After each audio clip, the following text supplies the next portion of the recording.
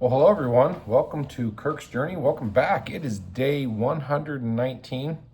It's actually Wednesday, April 29th.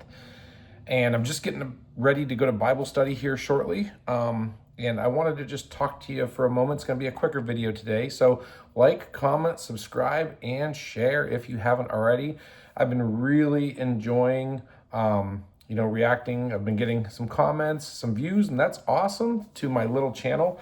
Like I said, I've been doing this 119 days and just leaving it in the Lord's hand to encourage others, and maybe somebody else can resonate with my pain, and my pain has purpose, and you can learn from it.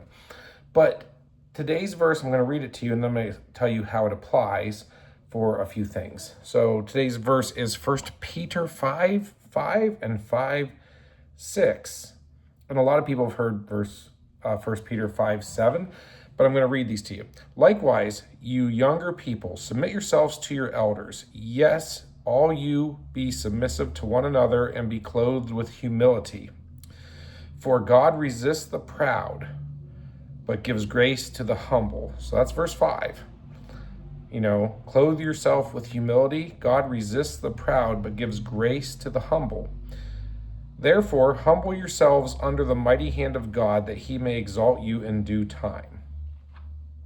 And the next one is cast your care upon him, for he cares for you. And verse 8 right after that is be sober, be vigilant, because your adversary, the devil, walks about like a roaring lion, seeking whom he may devour. Resist him steadfast in the faith, knowing that the same sufferings are experienced by your brotherhood in the world.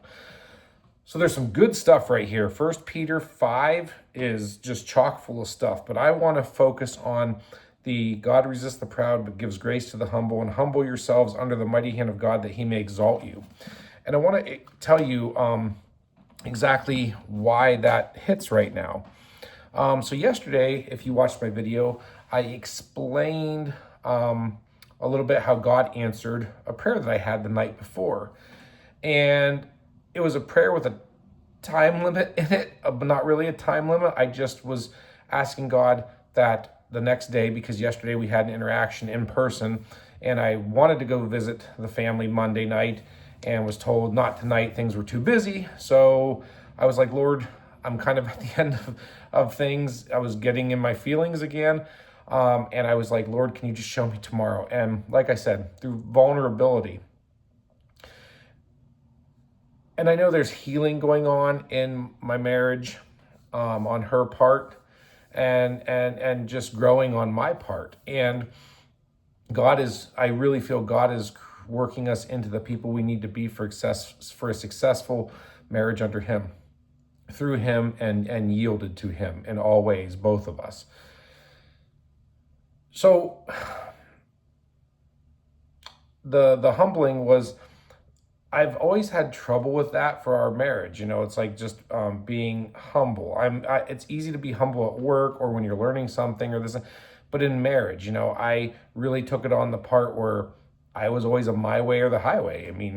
My way is better than your way to her. I always looked at myself higher and haughty, and that wasn't good. Not all the time, but through the years, it kind of got that way. I feel like I leaned one way too far, in my opinion, and then I lost myself. So therefore, I was trying to pull back and be me the last few years of our marriage, which led to our separation. So I wasn't humble. I didn't have any humility. I was, bigger, smarter, had the better income. And that was a horrible, horrible, sinful way to be. It wasn't a way to be at all. I admit that. I repent for that. God's changed me, and I'm not that person anymore. So, but yesterday, I saw, like I said, I had built things up in my head that I saw a text, the angry faces, and then when she was like, I'm not even going to answer you. I'm like, you're on your phone all the time. You've got to be hiding things. And in my head, it was like the enemy or my own flesh was building up that there's secret things going on. So I said, I bet you're harboring all kinds of secrets on that phone. She's like, I'm not. And kind of like leaning on your own understanding in Proverbs 3, 5, 6. It's like, don't do that. Well, I did that. And when we went to eat, immediately, I touched on this, but immediately, one of the things I was not good at, that's one of the signs I really felt yesterday was showing that things were progressing good, was my answer to prayer. But it was, I looked at it more today and I was like, it was showing humility. Like saying, when she said, I'm going to explain this to you, but I don't have to. It was about a baseball game, the angry faces, yada, yada. It had nothing to do with you. And the other day at the thing, you thought it was about you and it wasn't about you. I'm just telling you, none of that was about you. It was about these other things. We were cold at the track meet the other day, when you were thinking that people were upset with you. And I was leaning a little bit on my own understanding. But I immediately there at the restaurant last night, humbled myself and showed humility and said, I did, and you were right, and I am sorry, and I'm asking for your forgiveness and for your grace. And will you? And she immediately was like, yes, I will forgive you, yes. So it can be hard, but showing humility is what the Lord calls us to do. Being humble, showing humility. And there were conversations yesterday, I didn't even say in the video yesterday, but there were conversations that we had where we were talking about how, I was saying, I read this one post on Facebook that said, married men who actually listen to their spouse, their wife's advice, and who listen to their spouse input,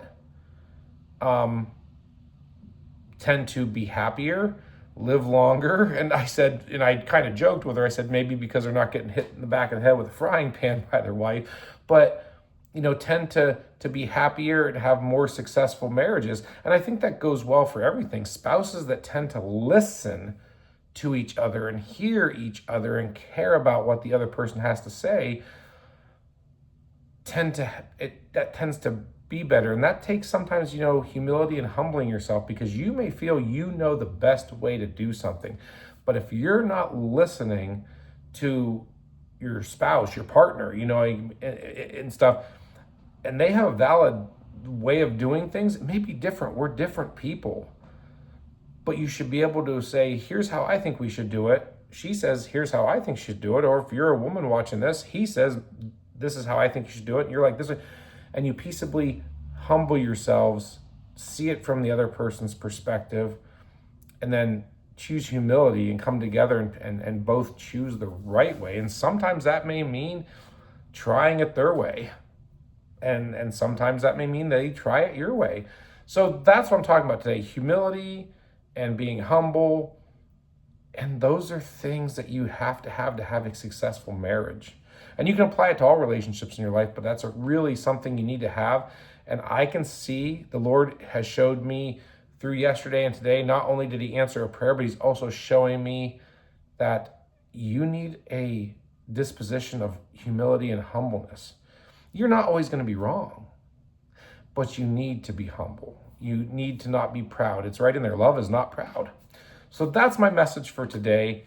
Be humble, show humility, and God says right in his word, he can exalt you for that. So that's what I want to say. Just like he says, the meek shall inherit the earth. That's what I want to say. Thank you for watching, and I will see you in the next video. God bless.